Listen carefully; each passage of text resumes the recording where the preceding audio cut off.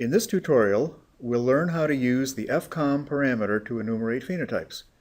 Before you begin, make sure you understand the basics of working with WinList. The tutorial WinList Basics is a great place to start. FCOM is a calculated parameter function in WinList that analyzes any number of phenotypes defined by any number of gates. The best way of explaining this function is to use it. Let's get going.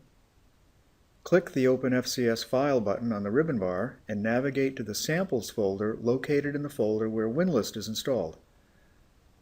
Select the FCOM example FCS file from the list and click Open. When the Create Histogram dialog appears, click Cancel.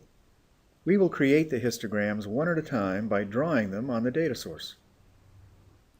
We'll draw 3 histograms on the empty data source window and gate them appropriately. Click, drag, and release the mouse on the data source window to define an area where we want to display a histogram. In the Edit Histogram dialog, choose Forward Scatter for the x-axis and Side Scatter for the y-axis, and then click OK. In this new histogram, draw a region around the cells of interest. You can use any region type to do this. Click R1's label to display the Cascade hotspot, move the mouse to an empty portion of the data source window, and draw a second histogram. In the Edit Histogram dialog, select Side Scatter for the x-axis and CD3 for the y-axis, and then click OK. A new histogram, already gated on R1, is displayed. Draw region R2 around the CD3 positive population in the new histogram. Click on the Cascade hotspot for R2, move the mouse onto the data source window, and draw a third histogram. In the Edit Histogram dialog, select CD8 for the x-axis and CD4 for the y-axis, then click OK. Finally, draw 2 more regions, R3 to define the CD4 positives and R4 to define the CD8 positives, as shown. Note that we intentionally capture some events that are CD4 positive and CD8 positive in this example. You can choose a different region drawing tool from the histogram toolbar to draw regions of different shapes. Okay, now for the fun part. Let's create the FCOM parameter. Right-click inside the data source window and choose Edit from the context menu. In the Edit Data Source dialog, click Add Parameters.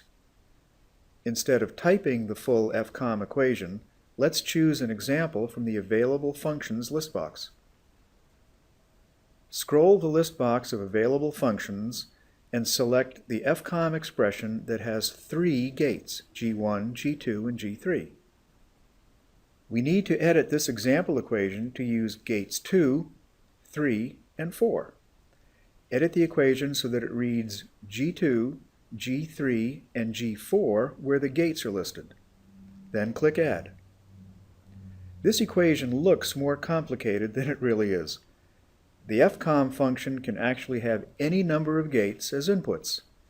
Here's how it works with our example. Using the 3 gates G2, G3, and G4 as the arguments for our FCOM, there are 8 possible classifications for each event in the list mode file. An event can be negative for all gates, positive for all gates, or some other combination. This table shows the possible FCOM values for the G2, G3, and G4 gates. In essence, FCOM converts the gate combinations to a single number identifying the phenotype.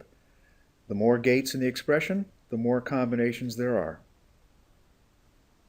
The rest of the equation scales the FCOM and then spreads the populations into Gaussian-like distributions by adding small random numbers, so that we can visualize them more easily on a histogram display.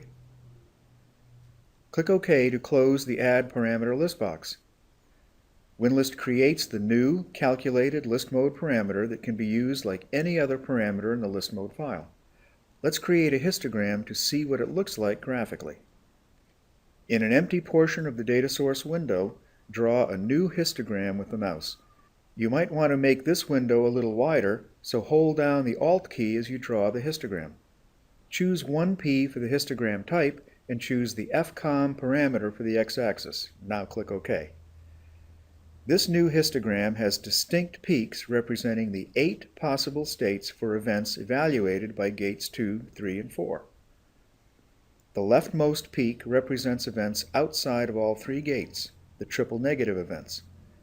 The next peak contains events that are in G2 but not in G3 or G4. The last peak represents the triple positive events that are in all gates. It's easy to get statistics for each phenotype and to see each distribution in the context of other histograms. To do this, we'll use the Create Region Array feature to create a set of regions and results. From the Insert tab of the ribbon bar, click the Region Array button.